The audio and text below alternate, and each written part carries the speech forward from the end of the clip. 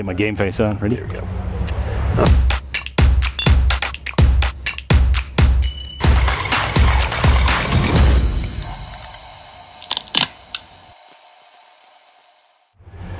Hey, I'm Matt Guthrie, and today we're going to talk a little bit about the equipment that's on my 2004 LJ that helps me get to the trails, through the trails, and back home at the end of the trails. We're going to start off at the front here. You can see I got Baja Designs lights on the top of my Savvy bumper. I've got Baja Designs up top here on the lights as well, and ditch lights.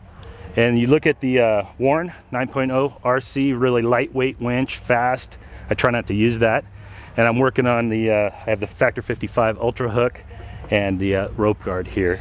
As mentioned, this is the Savvy front bumper with the upper hoop.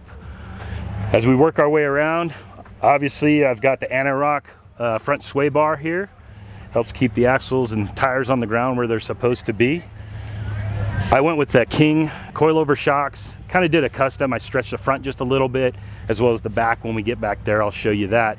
But went with the King coilovers, King bump stops, used a lot of the Genrite gear to do this setup and help get the steering where it needs to be, the track bar and whatnot.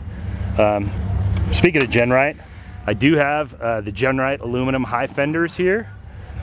As you can see looking down the side, I also have the Genrite mini boat side sliders. I went with the steel ones, and I also have the Genrite high fenders in the back, and you'll see it stretched back a bit.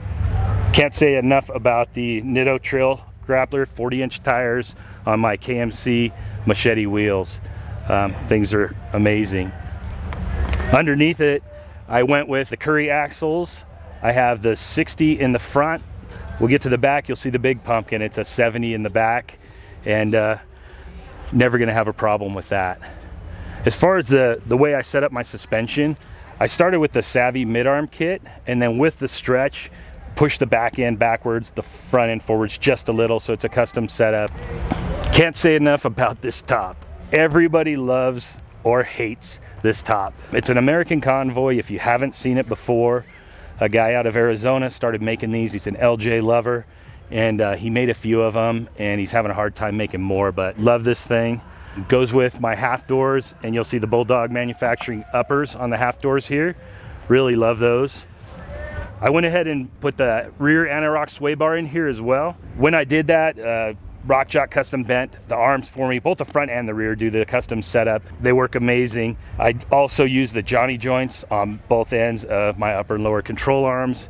I actually haven't had a problem at all. I haven't even rebuilt them, done anything with them, just beat the heck out of them. Coming back around to the back, I have another set of Baja Designs lights in the back here, both a switched backup light and then a reverse light that comes on when you put the Jeep in reverse.